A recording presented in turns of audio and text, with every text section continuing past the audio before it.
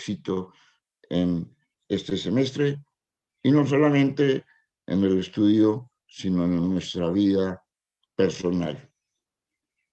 Gastémonos 10 segundos 10 o 15 segundos para que nosotros hagamos una pequeña meditación y le demos gracias al Señor por tenernos bien y a su vez ofrecerle el semestre y el éxito que esperamos que Él nos permita y nos dé sobre el particular. Entonces, tengamos 10, 15 segundos de una pequeña meditación que cada uno hará de acuerdo a sus propias creencias.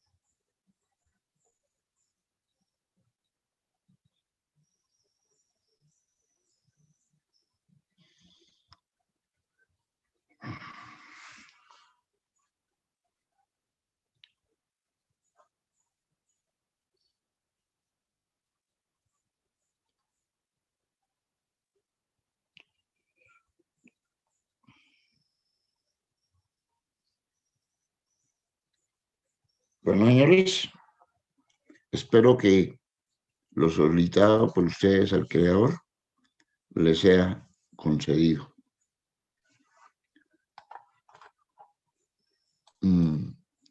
Como todos ustedes saben muy bien, este es el curso de diseño de máquinas 2 del programa de ingeniería mecánica. En el día de hoy vamos a dedicarnos a definir con claridad los aspectos que nos rigen nuestras relaciones de docente-alumno y estudiante y entre compañeros. Primero que todo, permítanme presentarme, aunque hay algunos que me conocen. Mi nombre, Gilberto Parra Ramírez, egresado de la Universidad Industrial de Santander, por allá en el año 1984, me parece, 84-85. Perdón, 74-75.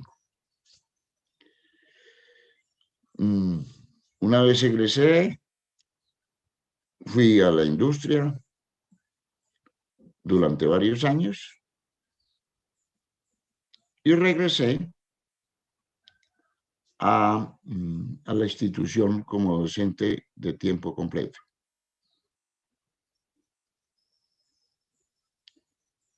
Fui docente de tiempo completo durante 10 años.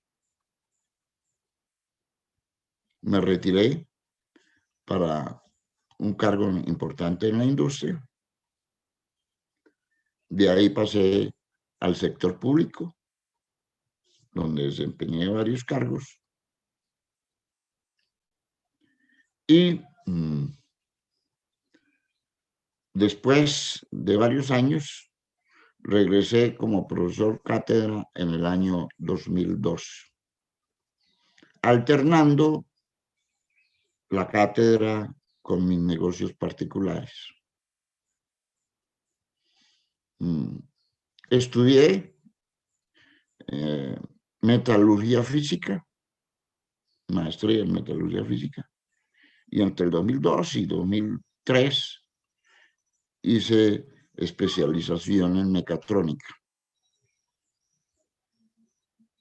En el primer periodo trabajé estática, dinámica, mecánica de fluidos, resistencia de materiales. Después, como profesor cátedra, también trabajé en estática y dinámica, pero básicamente me he dedicado a trabajar en diseños de máquinas 1, 2 y 3 y en procesos de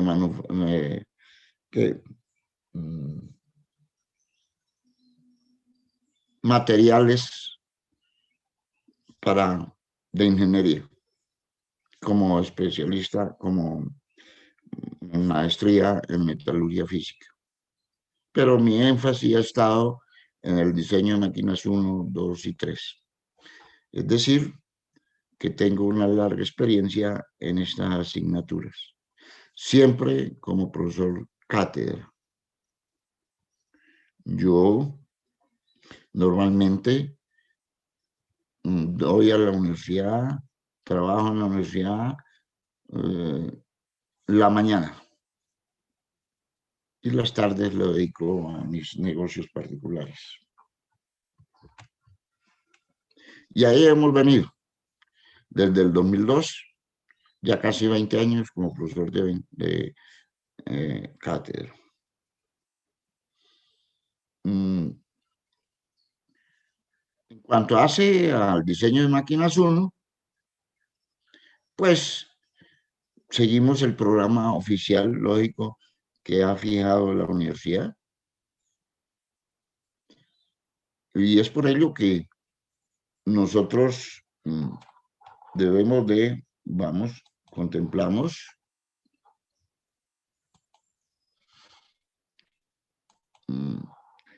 vamos a ver el contenido de la asignatura.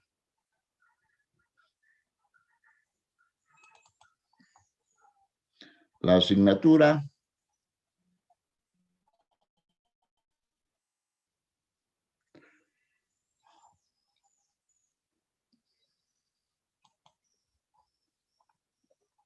diseño de máquina 2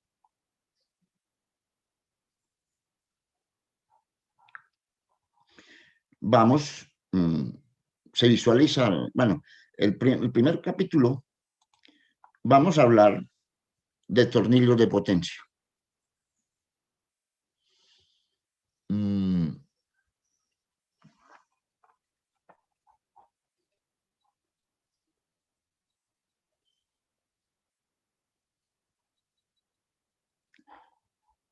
Realmente este tema no forma parte de la asignatura, pero yo lo veo debido a que ustedes en las otras asignaturas casi siempre no lo ven.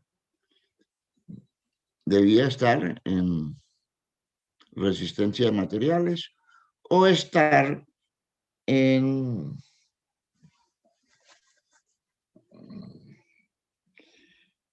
estructuras metálicas. Yo no sé si lo ven en este momento en el pensum.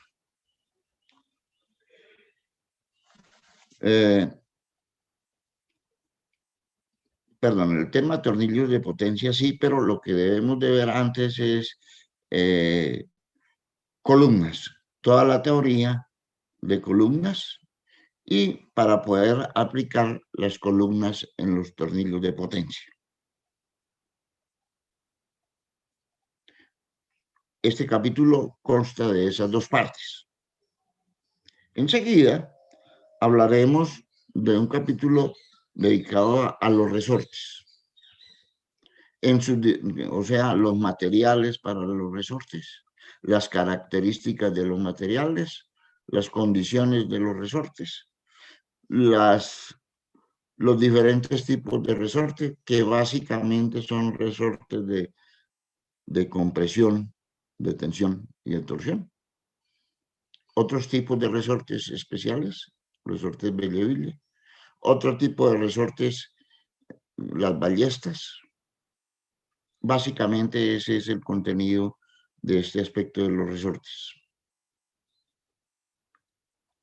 Posteriormente, hablaremos en el capítulo 3 de frenos y embragues. En este capítulo, lógico, hablaremos de los materiales que deben de tener determinada característica, y son materiales que tienen alto coeficiente de fricción y poco desgaste. Miraremos cuáles son los materiales adecuados para ellos. Y entonces se establece la diferencia entre el freno y el embrague, que básicamente cumplen una función.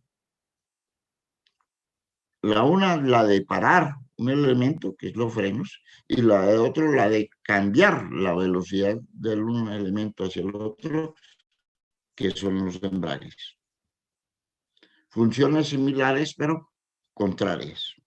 Y vemos los diferentes tipos, básicamente, de frenos que existen sobre el particular. En el capítulo 4 veremos juntas, como ya se vio en diseño de máquinas 1, tenemos las uniones permanentes y semipermanentes y desmontables y permanentes. Aquí vamos a hablar de uniones que son juntas atornilladas y vemos las características. Esas uniones las clasificamos en lo que llamaremos juntas, que son uniones entre dos o más materiales, casi siempre separados por un empaque, que tal que resistan las cargas externas y la junta no se abra. Luego hablaremos sobre las características de ellas. También hablaremos en este capítulo sobre la soldadura, tipos de soldaduras, soldadura de arco, la soldadura MIG, MAC, TIC, para que entiendan cuál es la diferencia entre uno y otros y sus aplicaciones específicas. Soldadura oxiacetilénica, que veremos, lógico, muy rápidamente esta parte de soldadura oxiacetilénica. Modelos de cálculo, que son muy similares a los de las uniones apernadas, que hemos visto en el anterior acápite, y el cálculo respectivo, el código para los planos de las soldaduras, etc. Finalmente, como una parte de lo que habíamos visto de los cojinetes que habíamos dicho en diseño 1, que se clasificaban en cojinetes de rodadura y cojinetes de deslizamiento. Cojinetes de rodadura o rodamientos que se vieron en diseño 1. Hablaremos aquí cojinetes de deslizamiento. Y para poder hablar de cojinetes de deslizamiento, hablaremos de lubricación, las características de la lubricación. En general hablaremos de tribología, 3, lubricación, abrasión y desgaste. 3 aspectos muy importantes que se deben de tener en cuenta en todo diseño de máquinas para tomar las medidas respectivas para que la máquina no sufra los desgastes como consecuencia de la abrasión, como consecuencia de los rozamientos. Parte de esa medida es la lubricación. Lógico, la otra es la dureza, modificar la dureza de los materiales para que al aumentar la dureza, la velocidad de desgaste sea inferior. Entonces hablaremos de lubricación tipos de lubricantes, características de lubricantes, los aditivos, la clasificación de los lubricantes, etcétera. Y la aplicación a los cojinetes de empuje axial y cojinetes de empuje radial o chumaceras, curvas de operación y el cálculo del respectivo cojinete. Y un elemento adicional que debemos de conocer hablaremos de motores. Entonces, esto es en sí el contenido de la asignatura. ¿Sí? Y lógico, pues nosotros esa asignatura debemos de saber cuándo vamos a realizar nuestra evaluación.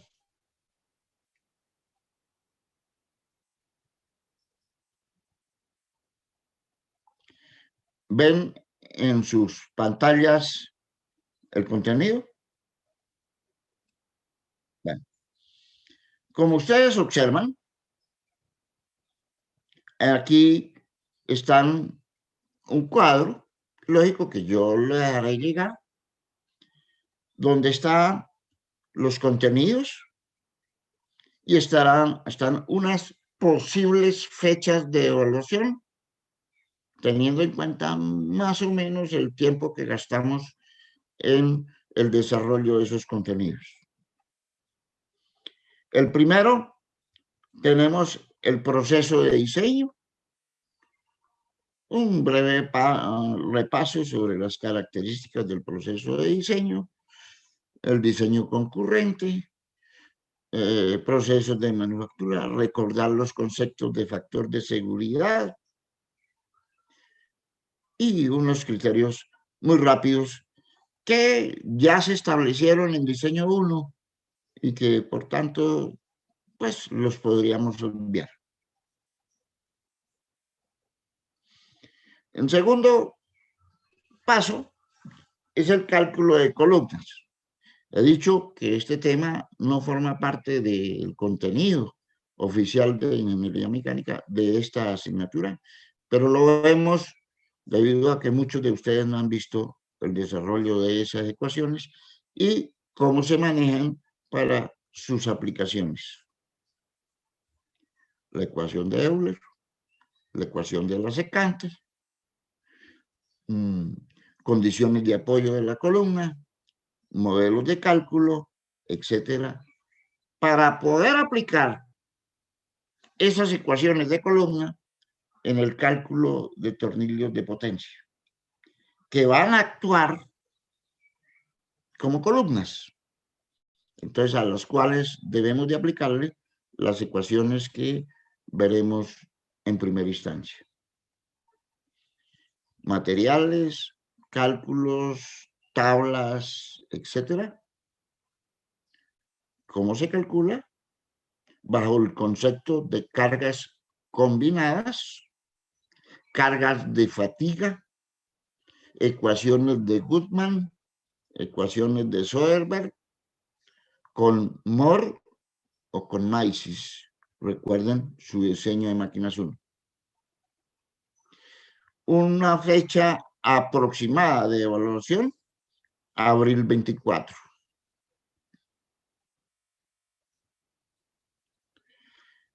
Yo acostumbro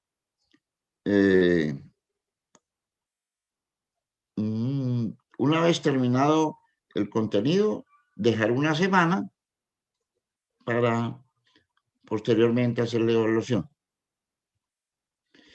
Esta evaluación tendrá un valor del 12.5% de la nota final,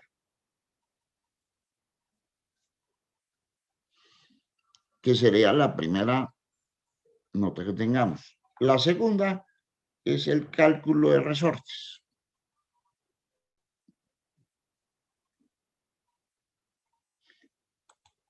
Que es en mayo 9, más o menos ahí.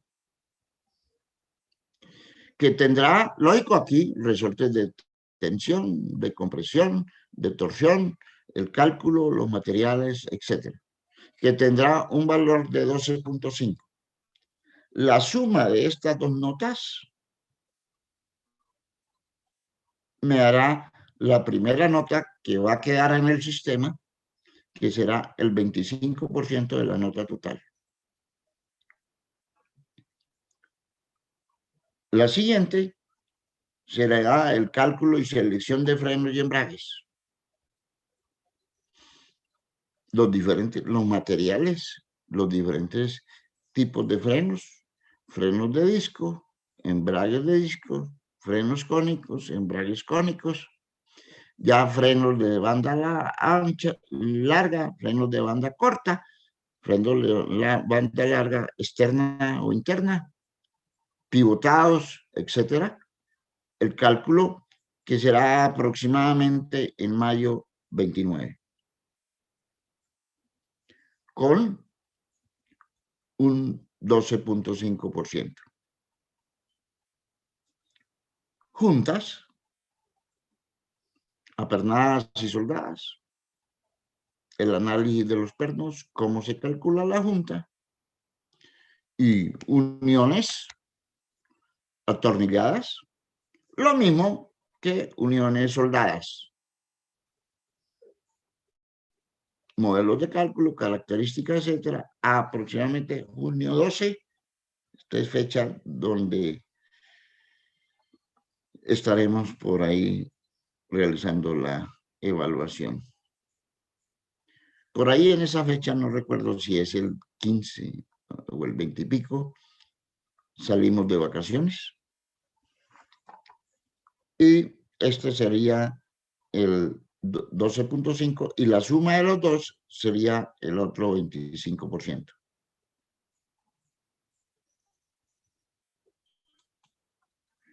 Una tercera nota después del regreso de vacaciones de mitad de año será en julio 17. Será lo que hemos hablado de tribología, en especial de lubricación, tipos de lubricación, características de la lubricación aplicada a los cojinetes de deslizamientos, los tipos de cojinetes de deslizamiento, de empuje axial, de empuje radial, modelos de cálculo, etcétera, y me dará una nota. Estas fuentes motrices es, en otras palabras, hablar de motores. A veces alcanzamos, a veces no, a veces esta nota es únicamente la tercera nota y muchas veces la dejo así porque esa es una nota que les ayuda a ustedes normalmente. En el intermedio, porque el semestre acaba aquí, en agosto 6. A partir de esa semana empieza la semana de evaluaciones. En este intermedio hemos fijado más o menos por ahí en 8 o 15 días, he definido el trabajo que vamos a desarrollar, trabajo que va a valer el 25% de la nota, que debe ser entregado en agosto 7. Trabajo que harán en grupos de 4 personas que ustedes podrán ya ir conformando, pero que una vez se me transmita el nombre de las personas constituyamos el grupo, ese grupo queda totalmente constituido y es válido para todo el semestre. Son ustedes quienes cogen sus compañeros. Trabajo que consta de 3 fases.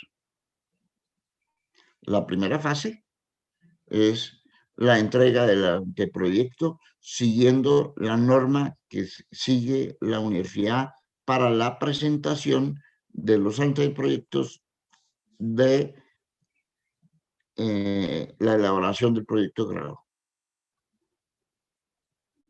Segunda nota, un mes después, más o menos.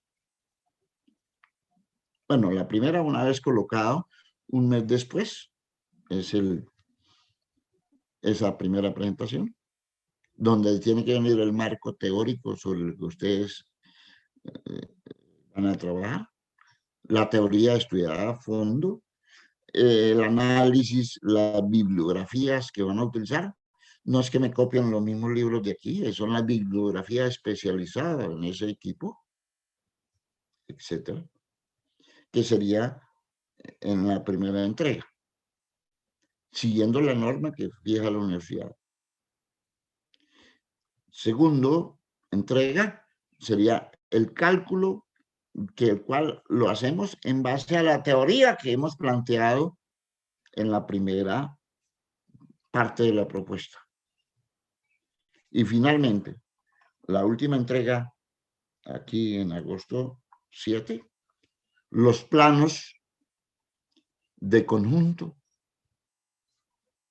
explosionados, unido y explosionado, los planos de subconjuntos también explosionados, los planos de detalle de todas y cada una de las piezas que merezcan en las tres vistas, superior, frontal, lateral derecha, con las dimensiones de mecanizado, etcétera, y las demás características del diseño, siguiendo la norma DIN,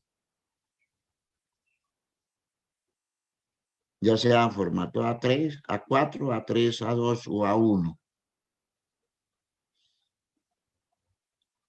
Esto nos dará la cuarta nota. La suma de estas cuatro notas, lógico, será la nota final definitiva.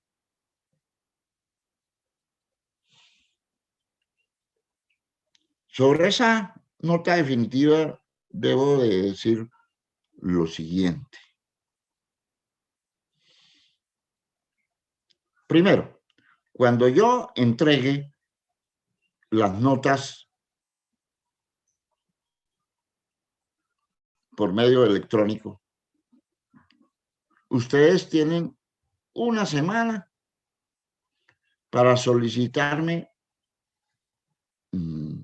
alguna recalificación, porque si consideran que me he equivocado en algo, o solicitar una aclaración sobre el particular. Y yo, en el tiempo, les contestaré a todos. Una semana. Después de esa semana, no consideramos solicitudes. Cualquier solicitud será extemporánea. Así tengan la razón ustedes, me perdonan la expresión, se durmieron, no estaban en la jugada, extemporánea. Entonces, que quede muy claro eso sobre el particular. Una semana.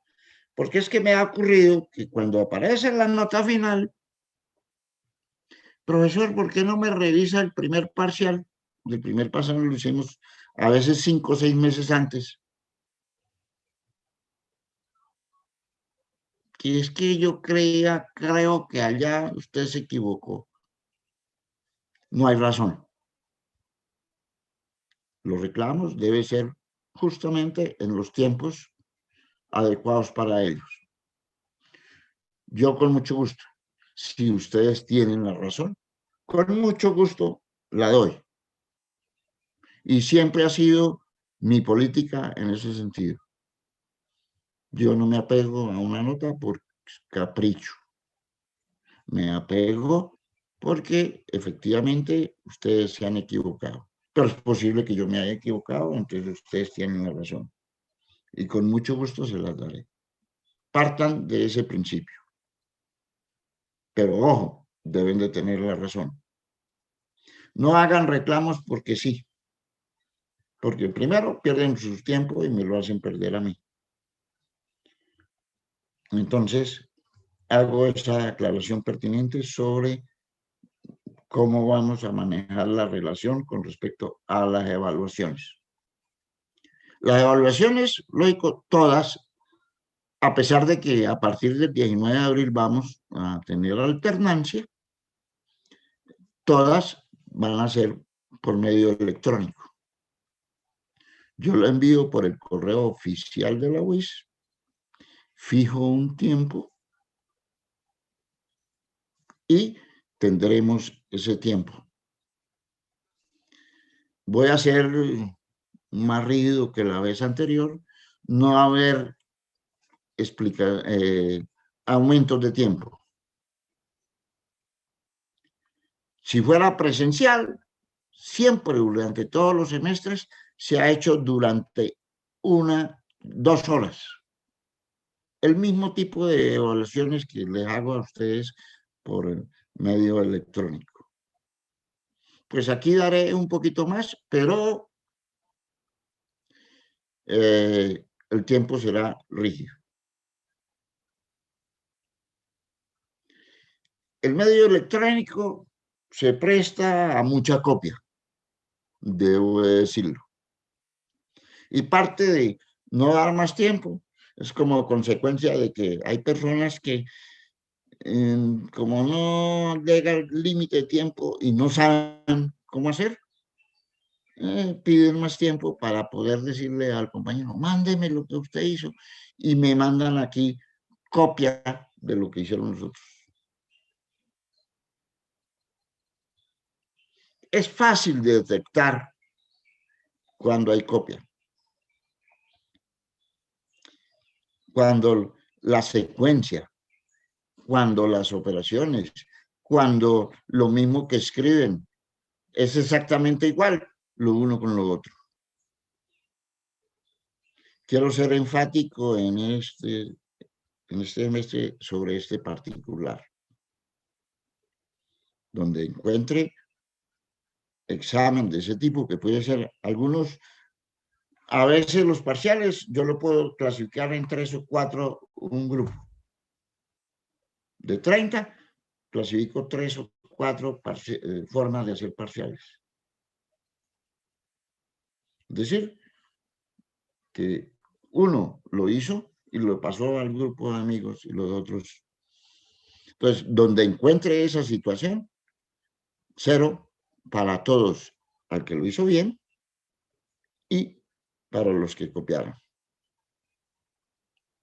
Porque no es justo con los estudiantes que efectivamente se dedicaron a hacerlo lo que en su sapiencia, en sus conocimientos tienen, y de pronto se equivocaron, y no es justo que ese estudiante pues reciba menos que aquel que le copió al otro.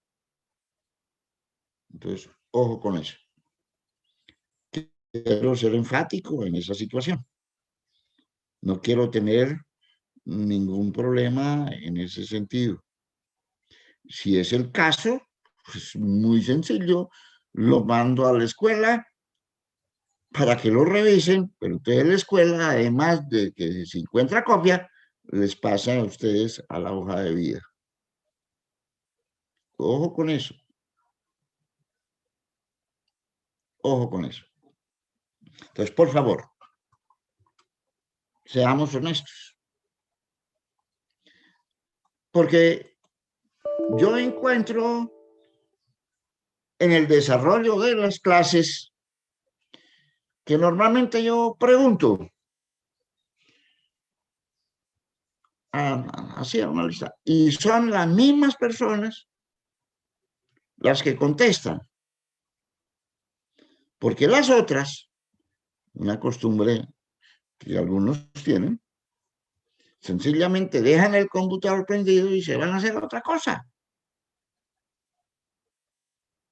No están en clase. Ojo con eso. Si una persona reiteradamente, yo le pregunto y no está porque no contesta, pues lo tendré en cuenta.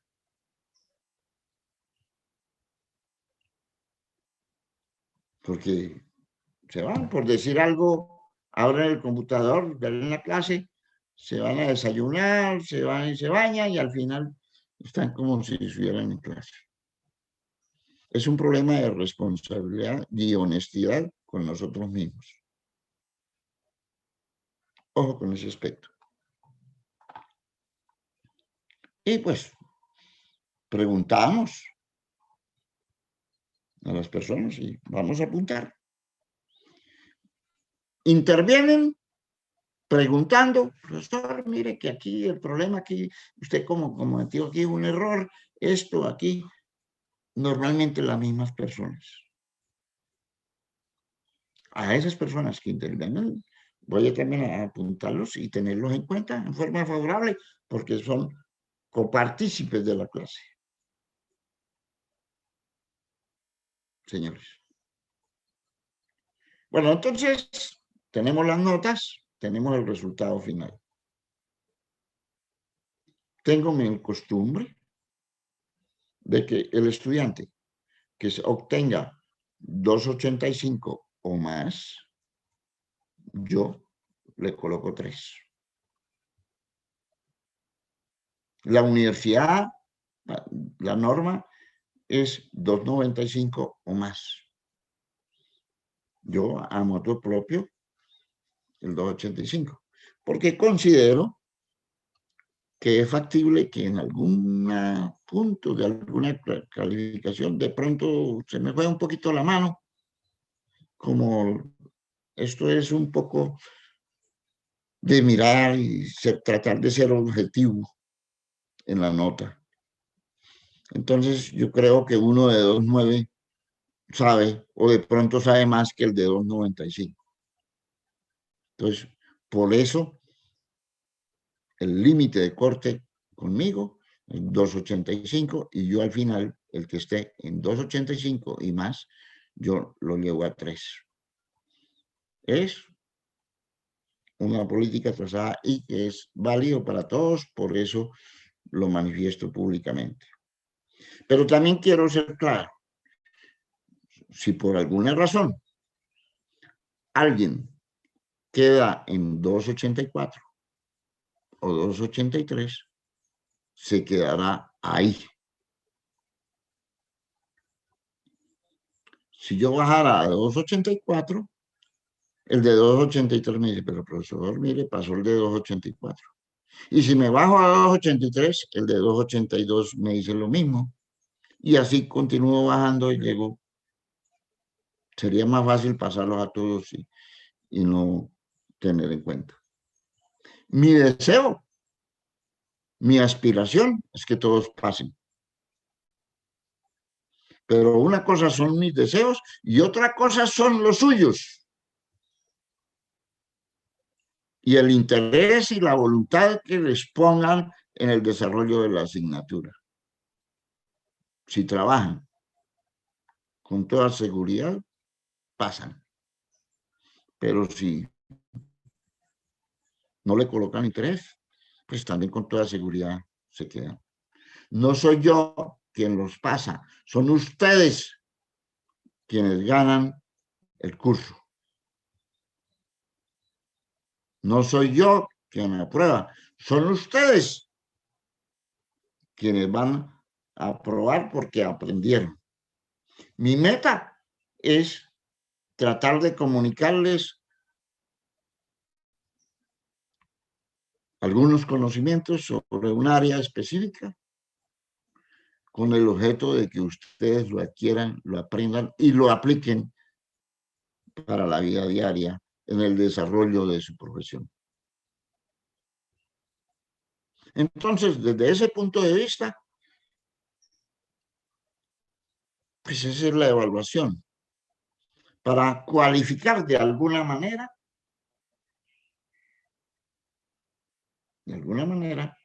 el proceso de aprendizaje. El ideal fuera que no hubiera notas, pero eso exige la responsabilidad neta del estudiante en el proceso de aprendizaje. Entonces, Vuelvo y repito sobre la nota que nos toca que tener. 2.85 en adelante pasará. Ese es mi compromiso con ustedes en cuanto a esta situación.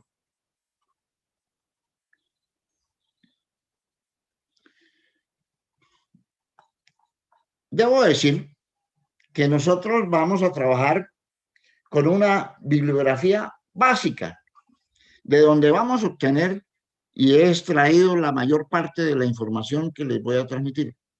Eso no significa que sean los únicos textos de los cuales he obtenido información. Todos los libros de diseño básicamente tienen los mismos contenidos. Algunos, porque es la especialidad de los autores, tienen capítulos mejores, porque el autor tiene un conocimiento más pleno sobre esa área, porque es el área de su trabajo. Y entonces tiene experiencia y puede escribir mejor el texto. Aquí hemos utilizado el diseño de máquinas de Dorfman, el libro de Hanrock, que con frecuencia lo vamos a utilizar.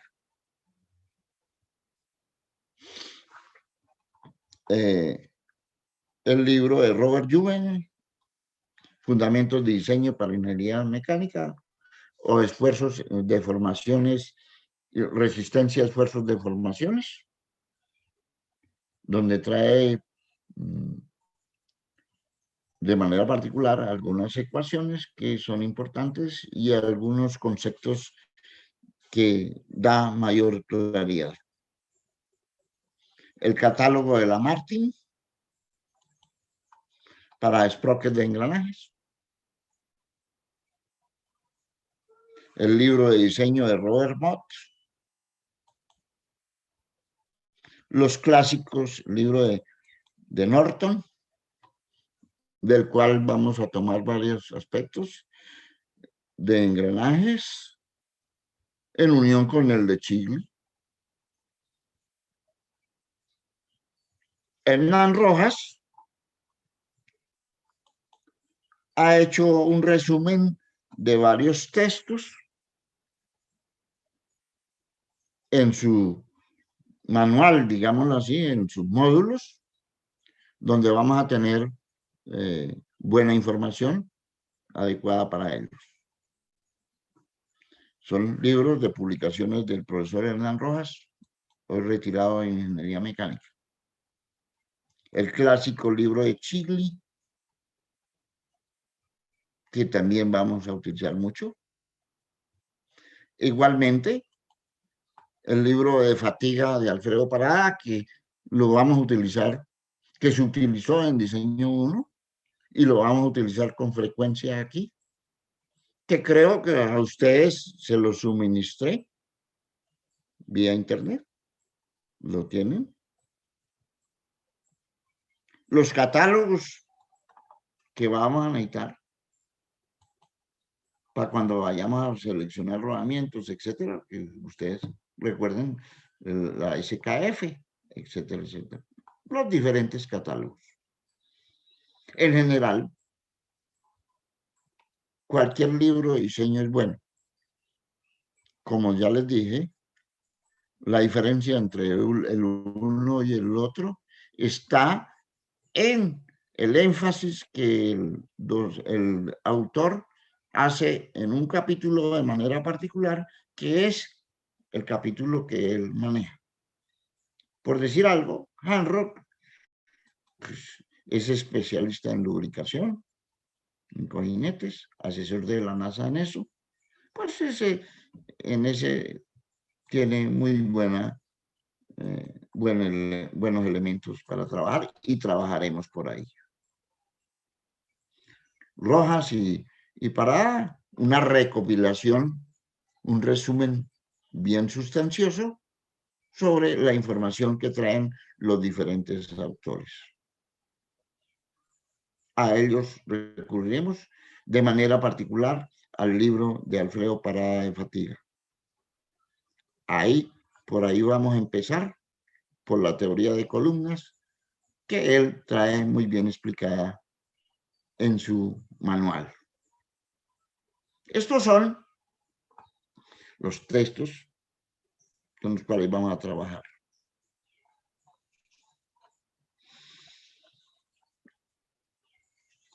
Nuestra comunicación, lógico, va a ser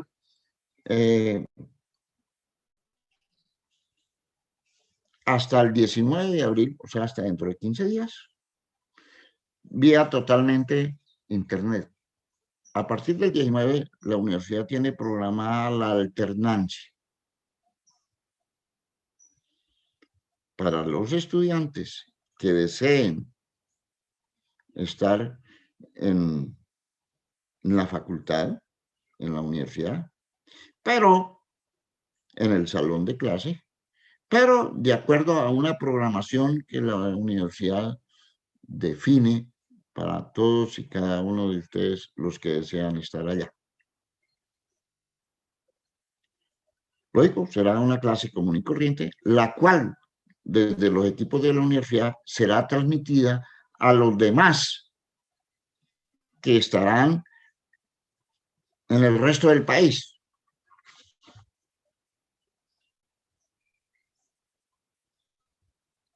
Y entonces allá que hay un computador, unas cámaras que enfocan el tablero, donde en este caso yo escribiré como una clase normal, haré las explicaciones como en una clase presencial, pero eso será transmitido a todos. A los que están ahí, lógico, presencia en la clase, y a los que no han podido ir, ya sea porque no es su día o porque porque decididamente no pueden asistir a la presencialidad, la verán como lo están viendo aquí, a través de sus computadores.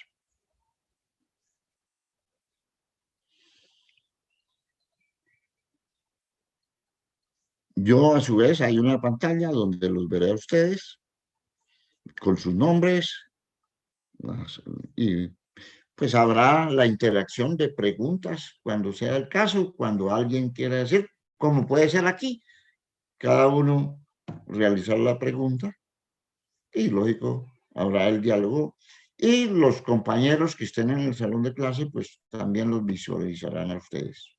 La cámara básicamente me enfoca a mí y al tablero y me sigue dependiendo del movimiento que yo haga dentro de una zona. Estará la cámara y, lógico, el sonido y el audio y el video será transmitido a ustedes a partir del 19. La programación para que cada uno de ustedes, el que desea asistir, la universidad lo defina, pues será dentro de no sé el mecanismo, creo que ustedes tienen que decir, bueno, yo voy a ir para que la universidad les defina en qué días van a asistir, van a ir a las presencialidades.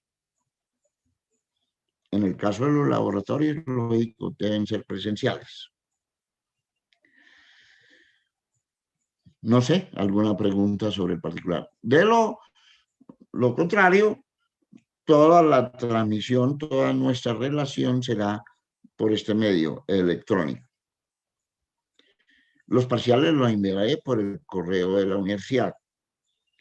El material de clase, que es bastante pesado, yo lo enviaré por medio de mi correo a 3 o 4 personas de ustedes que representen a un grupo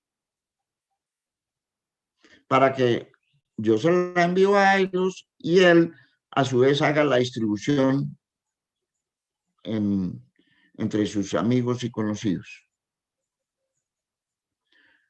Por cuestión de la cantidad de material pesado que va a ir para esa instrucción. Entonces, por favor, establezcan en un grupo que ustedes hagan, establezcan cuál va a ser su vocero, llamémoslo así, con el cual yo enviaré la información y él la distribuirá a las personas constitutivas del grupo.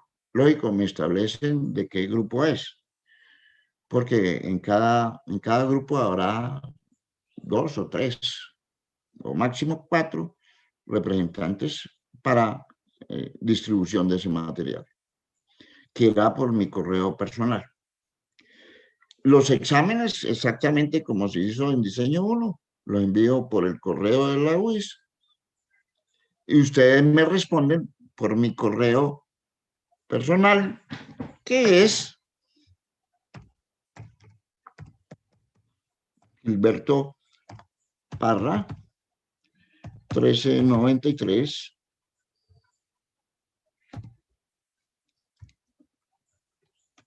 arroba, perdón, 1393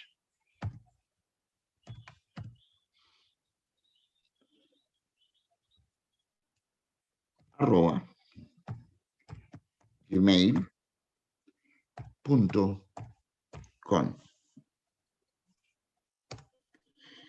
Mi teléfono de comunicación, donde ahí no tengo chat, es un teléfono de esos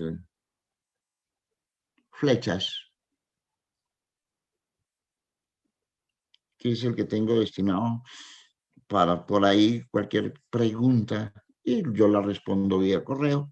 Es el 316-71-815.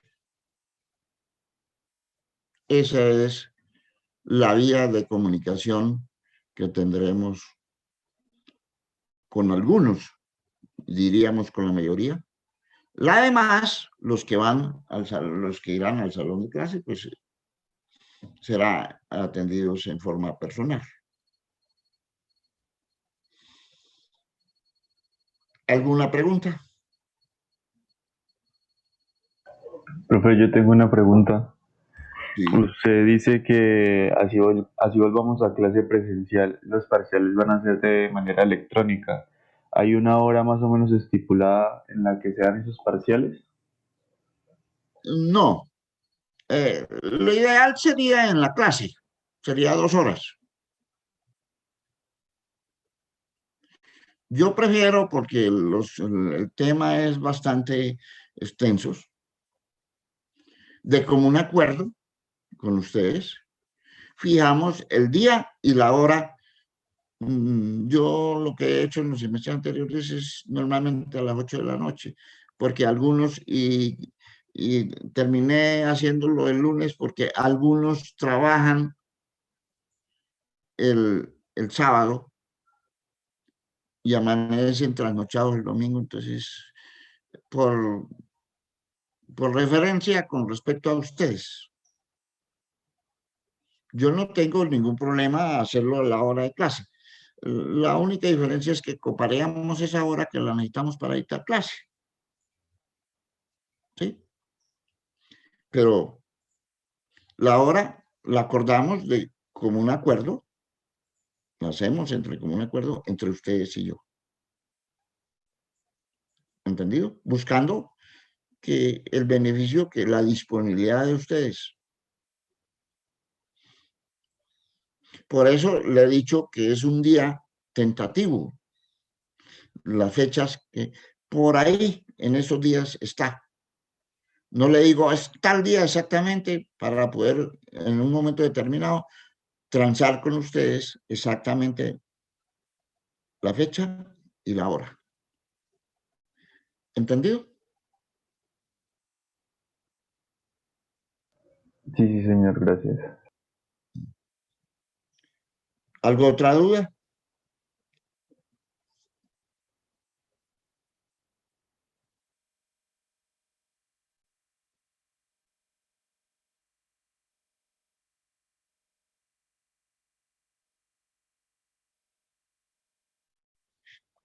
Yo realmente no sé el mecanismo, pero en mi opinión, ustedes tienen que manifestar el deseo de asistir.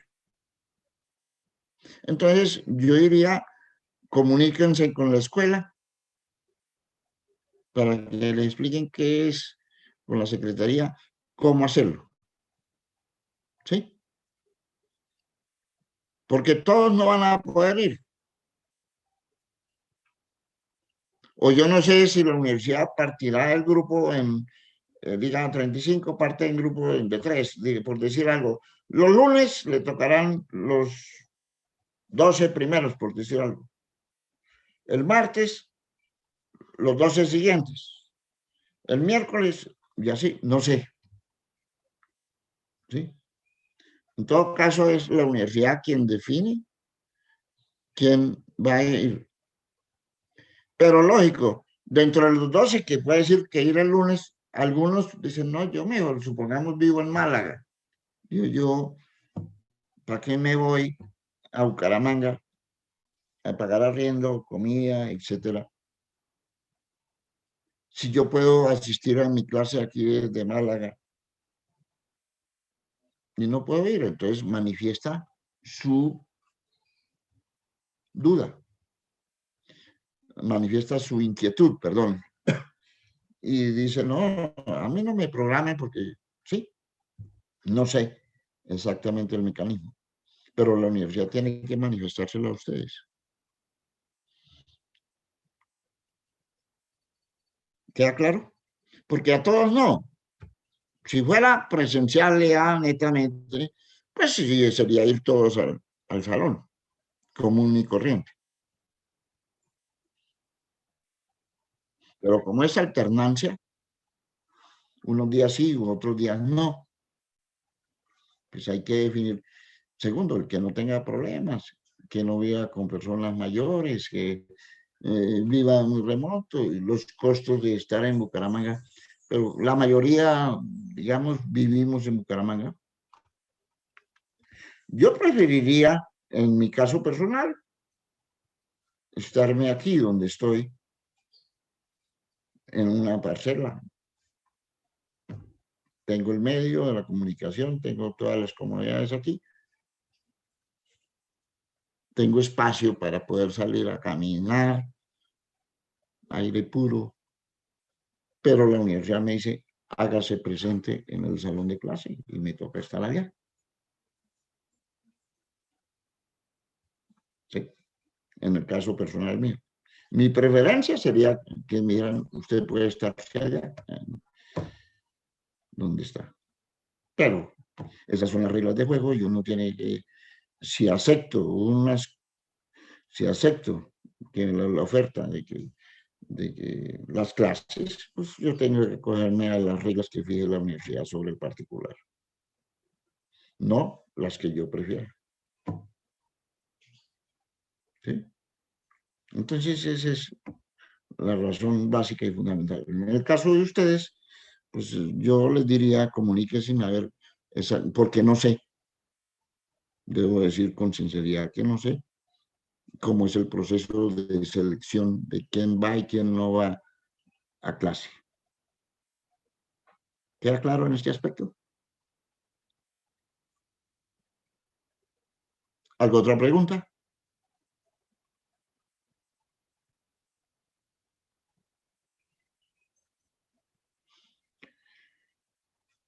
Profe, Bueno, para horas de consulta y otro medio de comunicar, o por dónde se puede uno comunicar con usted. todo por el correo, a menos de que estemos allá, en la facultad. Ahora, falta ver si realmente se lleva a cabo la alternancia del 19, porque ustedes saben cómo está evolucionando el COVID y cómo ha evolucionado en Europa. Entonces, respecto a las preguntas, me las envían por correo, yo respondo. Ahora, en el salón de clase es lo que yo quiero, o sea, un salón de diálogo, que me pregunten, porque solamente usted no tiene la duda. Hay muchos que les da pena preguntar, pueden que estén ahí. Entonces no preguntan, ¿qué tal que yo haga el oso? No, no, no, no, no, no. Todo el mundo tiene derecho de preguntar y yo tengo la obligación de responderles. Si no sé, pues con mucho gusto. Yo digo, no sé, en este momento no me acuerdo. La próxima clase le doy la respuesta. Pero ustedes tienen el derecho de preguntar y yo tengo la obligación de responderles. ¿Queda claro? A propósito, quisiera decir lo siguiente sobre el manejo del medio de comunicación. Debemos de ser cuidadosos en la utilización del medio, porque todo queda grabado y todo queda en la nube. Lo que se hable y lo que quede en video. En el primer semestre de alternancia, estaba exponiendo una chica, hizo una pregunta y un estudiante por allá, no sé, hablando con alguien, eh,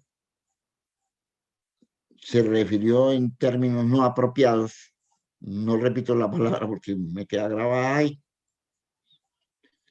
En términos no apropiados y y todos creímos que era la chica y yo le llamé la atención sobre el particular y resultó que no, era una cuestión allá interna en su casa. Pues alguien grabó esa comunicación, ese diálogo, y lo lanzó a la nube, lo lanzó y todo el mundo. Y eso hubo como 300.000, yo no sé cuántos que fueron a ver que el insulto del estudiante y grabaron, lógico, mi voz, en el cual le decía que fuera respetuoso, que no sé qué. Y él luego aclaró, pero no pasaron la aclaración que él hizo. Ah, ¿qué problema? ¿Por qué? Por no tener, cuando vayan a hablar en cualquier situación, que es esta con respecto a la clase, por favor, apaguen el micrófono, porque en muchos casos en el mundo se han dado, como también el video.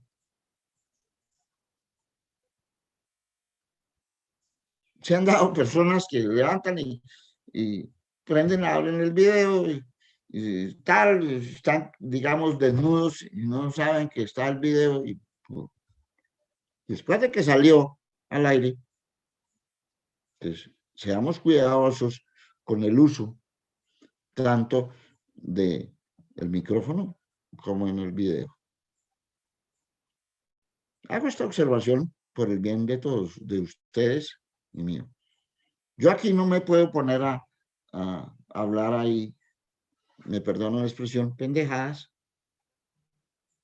si sé que está siendo grabado. Y hay cosas que no se pueden recoger, que es la palabra dada, la palabra dicha. Ya se dijo, ya que se puede hacer. Entonces, señores, sean cuidadosos con ese aspecto. Porque a veces hay situaciones en el hogar, por ejemplo, que quedan grabadas en la clase. Entonces, quiero recalcarles este aspecto que es importante. ¿Entendido, señores?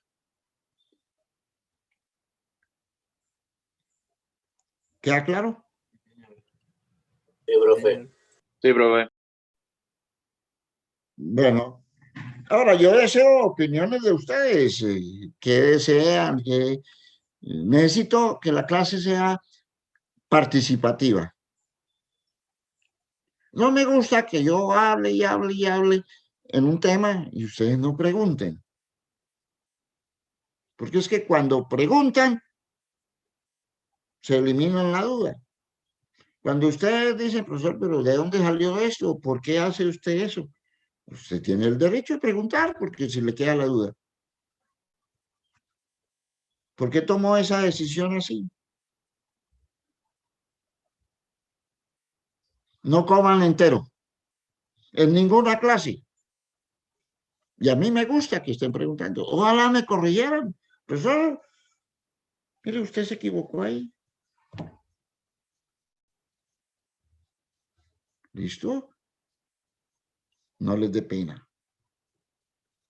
Porque es que de los errores se aprenden. Quitando las dudas es como uno aprende. Y aquí vinimos, fue a aprender. No vinimos a comer entero. ¿Queda claro? Yo le solicito que por favor pregunte. Yo le solicito que por favor pregunte lo que sea con respecto al tema, las dudas que tengan con respecto a cada una de las cosas que tratemos. Pregunten, no importa que, bueno, profesor, pero es que yo dudo ahí de esto y esto y esto. ¿Por qué tomó esta decisión? ¿Por qué hizo esto? Es necesario que usted lo haga. De eso se trata el proceso de enseñanza-aprendizaje.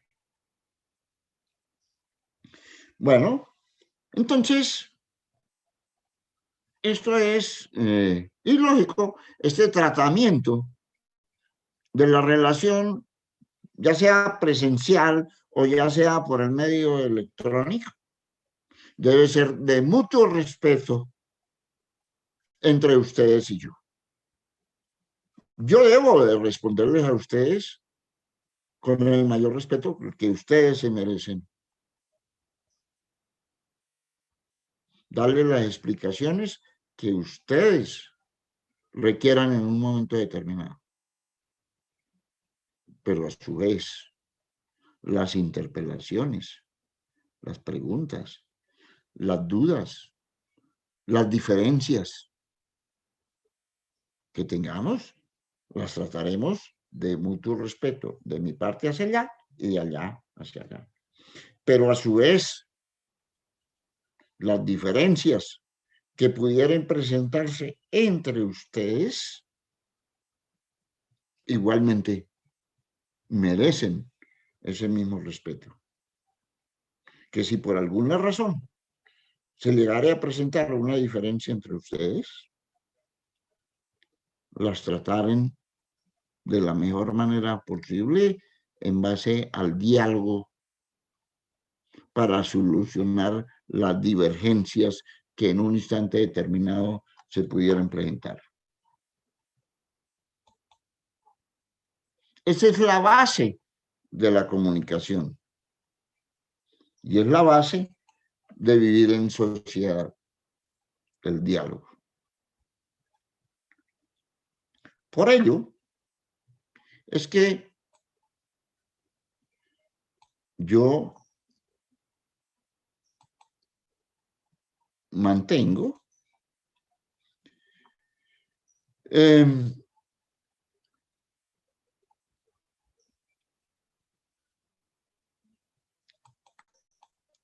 aquí vamos a hablar, que ya lo hicimos en diseño 1, sobre las características del ingeniero mecánico.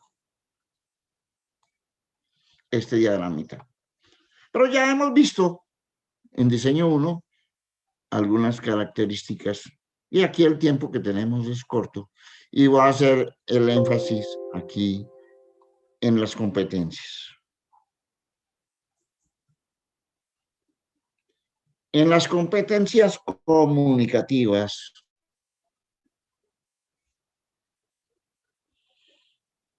que son competencias en primer instante, es competencia de carácter verbal, que es la capacidad de comunicarnos a través de la palabra. Porque la competencia verbal es básica en el proceso de aprendizaje.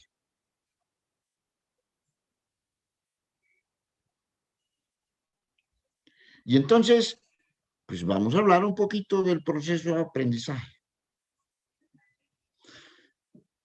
Diferentes autores tienen criterios sobre cuáles son las etapas del proceso de aprendizaje. Yo, en una forma, lo simplifico a 4 etapas.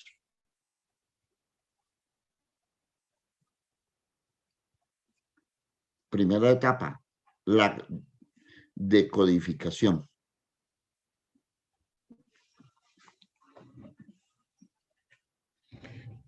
Todo lenguaje,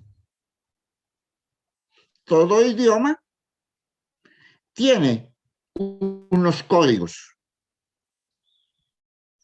que nosotros debemos de conocer para poder interpretar, para que esa comunicación sea fluida.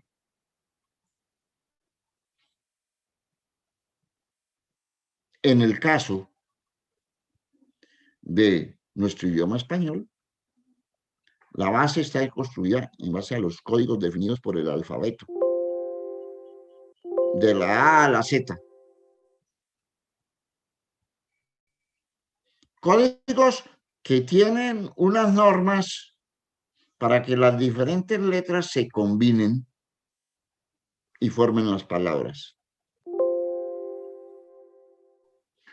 Códigos que definen palabras que tienen un significado específico, que solamente la entendemos en la medida que entendemos el código. Palabras que combinadas forman las oraciones. Las oraciones que constan de sujeto, verbo y predicado, que son palabras que unidas nos dan una idea de lo que queremos expresar. Y esas oraciones forman,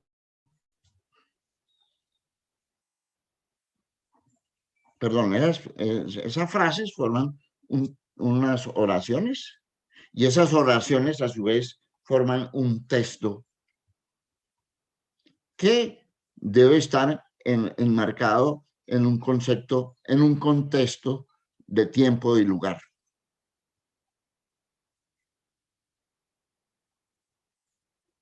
Eso en cualquier idioma, en cualquier lenguaje. Lo primero es el código. El lenguaje matemático tiene su código. Empezamos con el código aritmético. El más, el menos, el por, la división, la radicación, el exponencial, etc. Los códigos matemáticos, la divergencia, el rotacional, la laplaciana,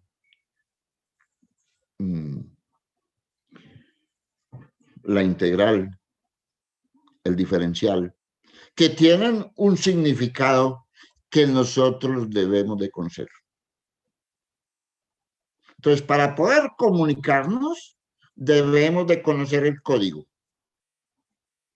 con el cual nos estamos comunicando.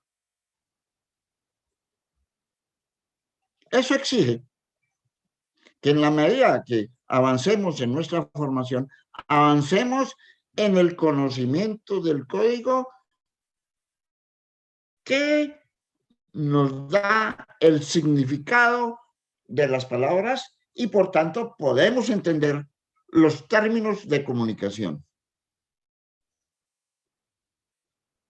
Donde pecamos muchas veces, porque le damos un significado que no es el que realmente tiene la palabra, porque tenemos ignorancia en ese punto.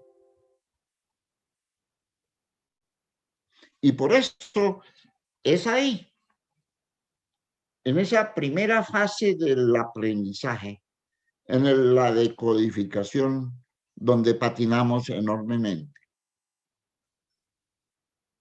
Porque yo puedo expresar aquí una idea utilizando un lenguaje muy elevado, supongamos,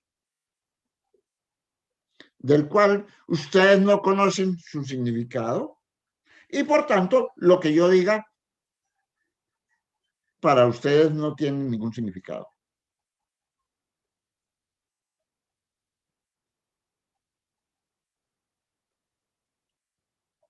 ¿Por qué? Porque no tenemos el código, no tenemos el significado de esa palabra. Entonces, nuestro primero es nuestro problema del lenguaje para poder aprender. ¿Cuántas palabras conocemos del idioma español?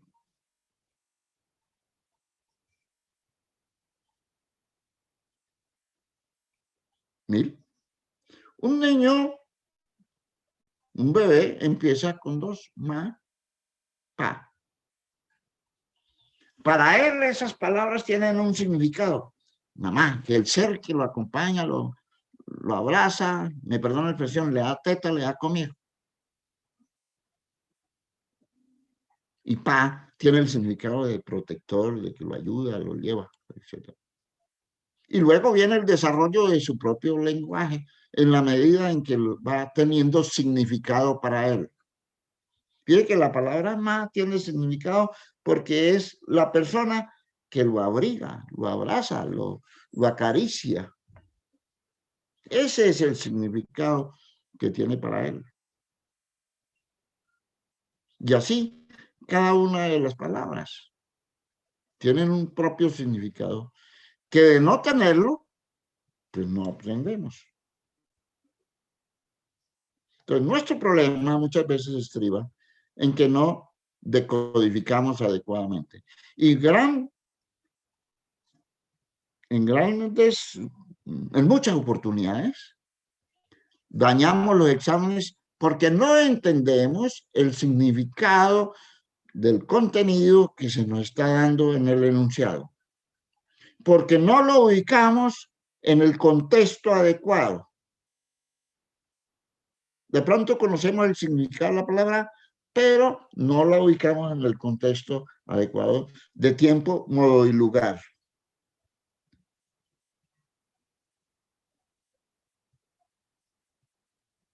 Y cuando estamos aprendiendo, es necesario tener ese. Pero las palabras por sí solas, decodificar por sí solo, pues sí, sirve en gran medida, pero no es suficiente.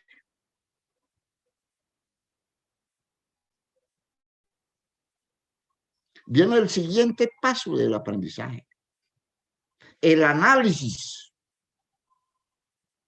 El análisis de las situaciones descritas por medio de la comunicación. Aquí estamos hablando de la comunicación verbal. ¿En dónde está ocurriendo el acontecimiento? ¿Qué está ocurriendo? ¿Qué está escribiendo? ¿En qué nos afecta o no? Ese es el análisis de la situación. ¿Qué nos dice? Y como consecuencia, ¿qué decisiones debemos de tomar?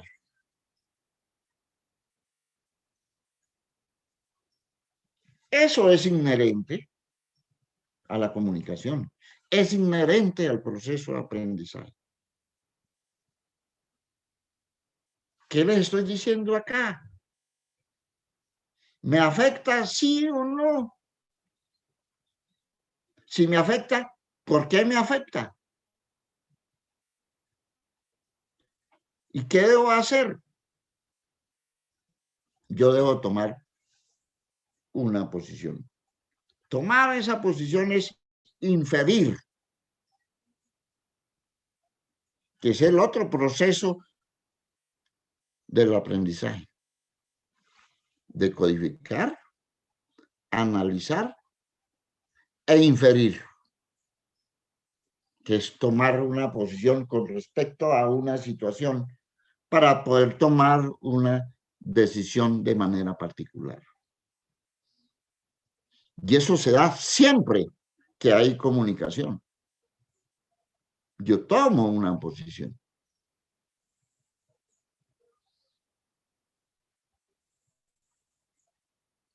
Como consecuencia de esa posición que tomo, porque es la inferencia, inferir, yo propongo. Viene la parte propositiva. Propongo o concluyo algo. Y cuando yo concluyo algo, lo propongo, es porque tengo una idea clara sobre la situación de la cual tenemos en un instante de manera particular. Ese es el proceso de aprendizaje, que todos los días lo hacemos cuando nos estamos comunicando.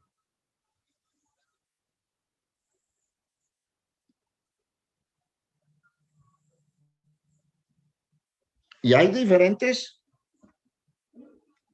códigos. Por eso, aquí, en términos de comunicación, yo hablo de comunicación verbal porque yo conozco los códigos verbales. Pero también hay comunicación escrita que conozco el código escrito. Por eso el analfabeta no conoce los códigos escritos, entonces para él los hay son unos matachos. Así como cuando nosotros vemos un idioma cirílico,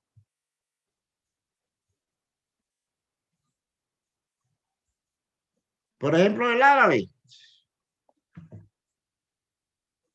o el idioma chino, el idioma, no es el chino, sino el idioma Mandarín. el que manejan en la China, que es en base a figuritas. ¿El qué? Perdón. Mandarín. No le oí bien. El idioma mandarín es desde los... Bueno, el mandarín. Gracias. Entonces, hay alguna serie de figuras. Para nosotros, ¿qué significan? Pues unas figuras. Yo no veo más. Porque no conozco el código. Cuando yo aprenda mandarín, esa figurita para mí tiene un significado. Y en ese instante puedo comunicarme. Observen la importancia de los códigos.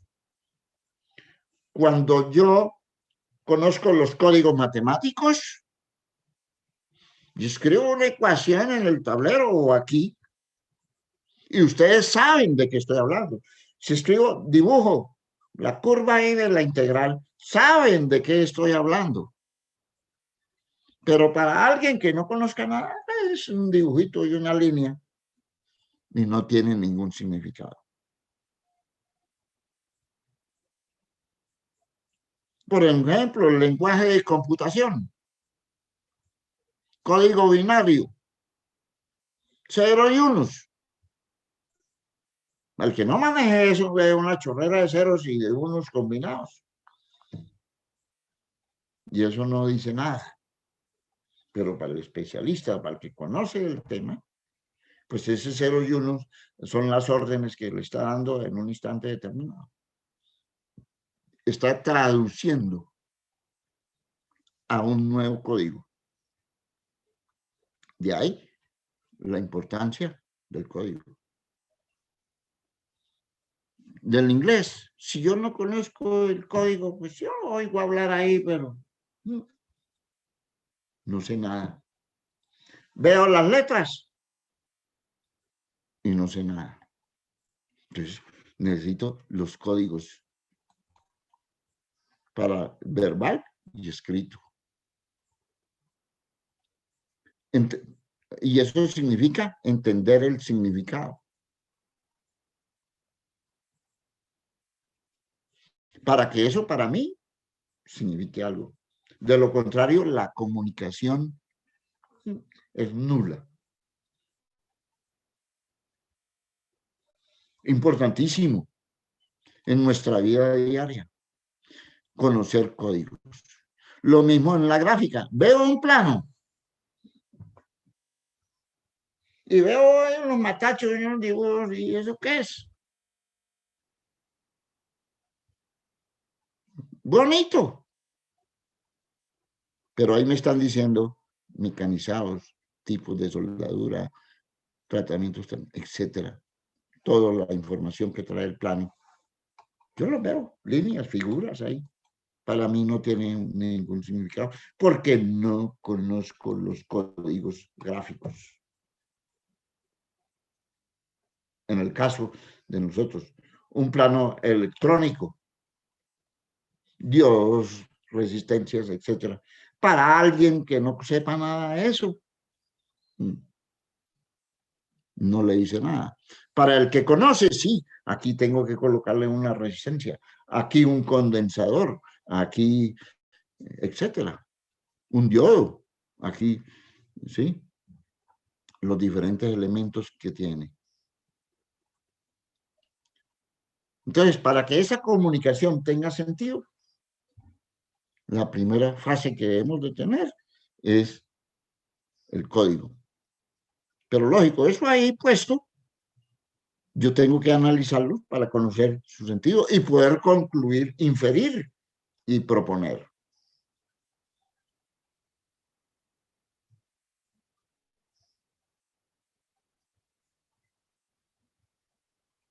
Con el perdón de las damas, yo siempre acostumbro a hacer lo siguiente, para que me entiendan lo que quiero decir. Los caballeros ven una dama y en su interior tienen un código de qué es lo que les gusta. Alta, bajita, gorda, delgada, de pelo oscuro, de ojos claros. Y él decodifica. En el caso de las damas ven un caballero y lo mismo. Robusto, fuerte. Bueno, cada uno tiene su propio código. Decodifica. La analiza. Nosotros nos analizamos todos los días. En este momento ustedes me están analizando a mí. ¿Cómo hablo? ¿Cómo me muevo? ¿Qué digo? Si lo digo con seguridad o no.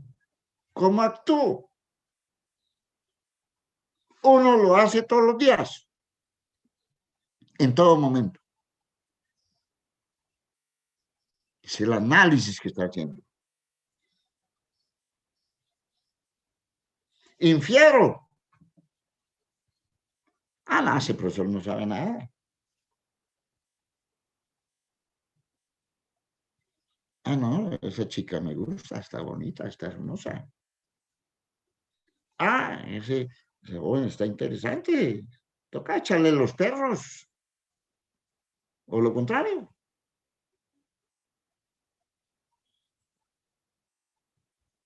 Y concluyo. Ah, eso no. Se va o no. Yo voy a invitarla a una gaseosa a ver si se toma un helado. Es la conclusión de mi análisis, de mi estudio, de mi inferencia de esa situación. Eso lo hace uno todos los días. Lo que pasa es que no se da cuenta.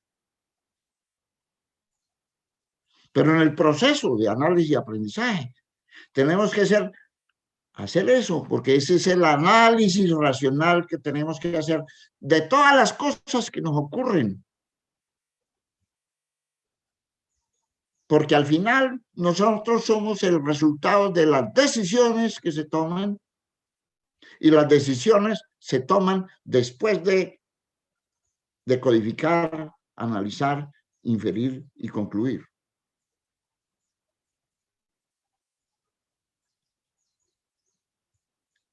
Ah, no, yo no voy a clase, es que voy a oírle a ese viejo, ni le entiendo. Esa es su decisión.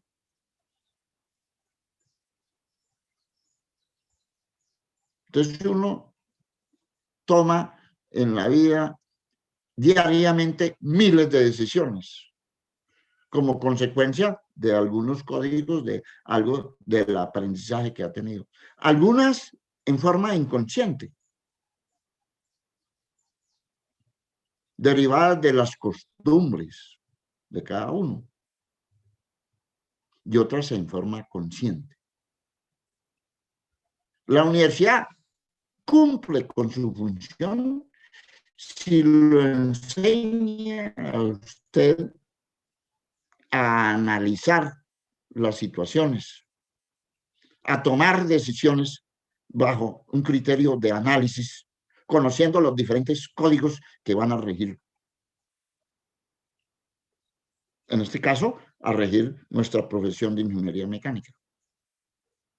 Pero donde quiera que vayamos, habrá unos códigos de conducta,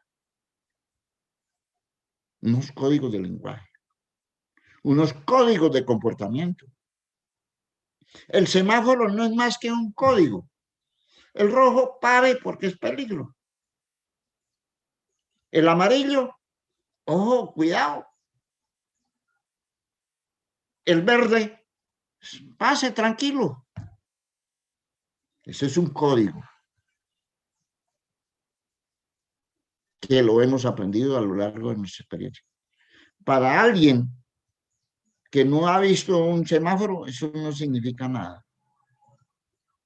Esto es lo que quiero decir con esta charla.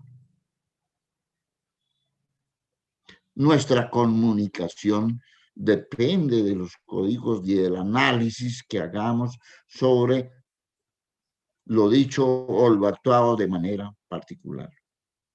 Y nosotros somos el resultado de ese análisis, de esas conclusiones, de las decisiones que tomamos como consecuencia del análisis de dicha comunicación.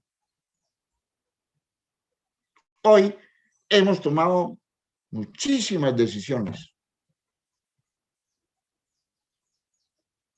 La primera, digo yo, aunque puede que ya hayamos tomado otras, es, ¿me paro o no en la cama?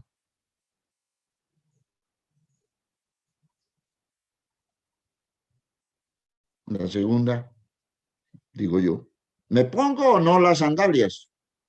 ¿O voy descalzo? Y así sucesivamente. ¿Me baño los dientes? Sí o no. ¿Me cambio de ropa? Sí o no. Son decisiones y somos el resultado.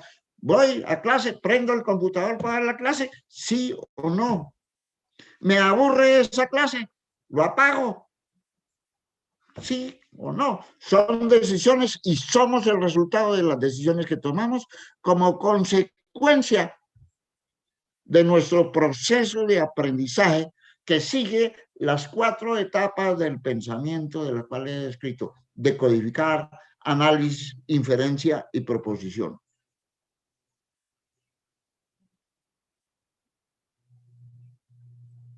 Aparentemente eso pues, no sirve para nada, digámoslo así, pero son básicos en nuestra vida diaria. Si nosotros seguimos los pasos, inferimos, entendemos. Inferir es entender el significado de las palabras, de los textos, de los contenidos. Analizamos y entonces podemos ver si está de acuerdo a nuestras convicciones, si es correcto, si está de acuerdo a nuestro aprendizaje, si seguimos un rumbo, si debemos de corregirlo. En ese análisis podemos inferir, corrijo el rumbo, o no, o voy bien, sigo por ahí. Infiero. Ah, estoy bien, hagámosle, sigámosle por ahí. Estoy mal. Y esta no es la ecuación que yo necesito para solucionar esta vaina. Infiero. Y finalmente, después de hacer, supongamos, un parcial, concluyo. Sale un número, 50. Concluyo, ¿50 qué? 50 días, 50 segundos, 50 caballos, 50 peras, 50 kilovatios, 50 RPM. Hay que definir qué es lo que concluimos para que la comunicación sea asertiva. Debemos de tener ahí las normas de la comunicación.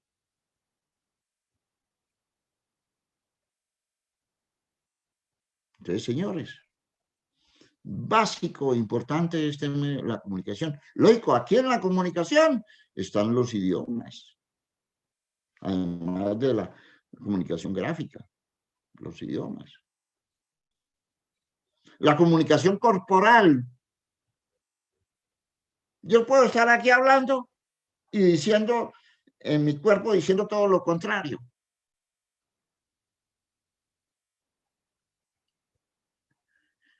Yo les puedo decir, trabajen con energía, pero les digo, no, trabajen con energía porque les va bien.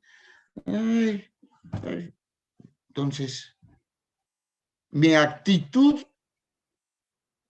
demuestra todo lo contrario de lo que estoy explicando. Es una fase de la comunicación, lo que a través de mi cara, de mis manos, de mi cuerpo expreso.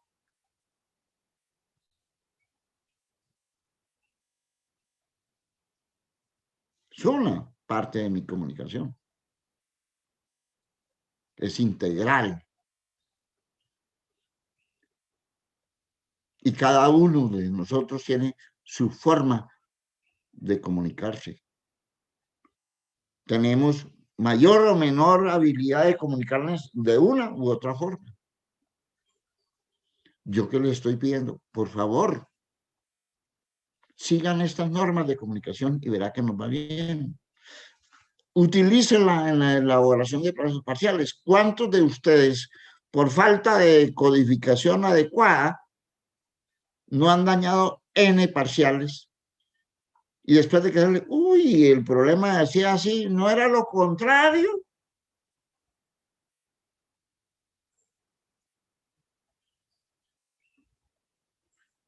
Yo lo cogí para la derecha y el problema decía que era para la izquierda. ¿Qué pasó? No leí bien. No decodifiqué en forma adecuada. No vi. O fue falta de atención a lo que yo estaba haciendo. Entonces, señores, yo insisto en esto porque es básico y fundamental para la formación personal de cada uno de nosotros y de manera particular para la formación en nuestra carrera de ingeniería mecánica y en bien de ustedes y del desarrollo profesional de ustedes. Si ustedes son capaces de comunicarse con sus subalternos o con sus superiores en forma adecuada, les aseguro que les va bien. Pero si no son capaces de comunicarse, lo más probable es que sufran serios tropiezos. Porque usted quiere decir una cosa y los demás entienden otra. Porque no tuvo o el código o el lenguaje o la capacidad de comunicar lo que usted quiso decir.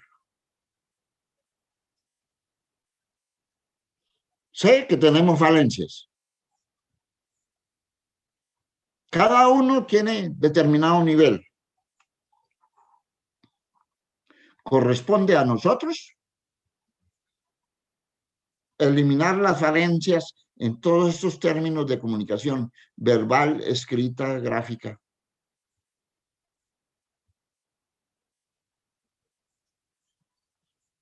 En donde debemos de, por intermedio de esos medios de comunicación,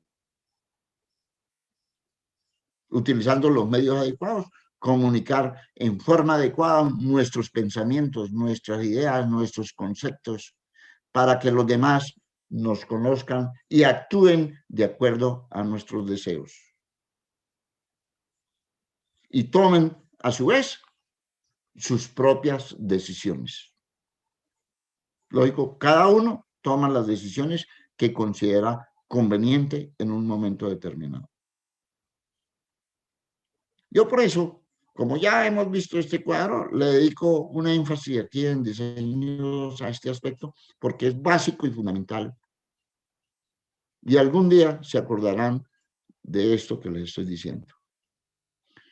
Por lo demás, señores, Que tengan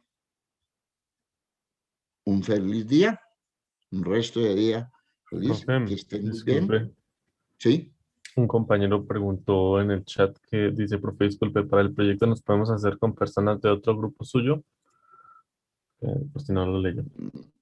el grupo preferiblemente para el trabajo, ¿cierto? Sí, Sí, supongo. Esto lo escribió otra persona, pero preferiblemente de acá. Pero es válido, pero entonces tienen que decirme tales de tal grupo y tales de tal otro. ¿Entendido? sí, señor. Entonces, se puede hacer. Yo no digo que no, pero yo prefiero que sean del mismo grupo. Porque por afinidad, ¿no? Hay personas que se conocen muy bien y están en un grupo o en otro, pero no tengo ningún problema. Entonces, por lo demás, muchas gracias, señores. Que tengan un feliz día y éxitos en el desarrollo de este curso. En gran medida depende de su buena voluntad, de su interés, de su deseo de aprender. Espero que sea así, que Dios nos acompañe y que en el presente semestre a todos nos vaya bien. Muchas gracias, señores. Gracias, profe, igualmente. Gracias, profe. Hasta luego. Buen día. Gracias, profe. Profe. Buen día. Hasta luego.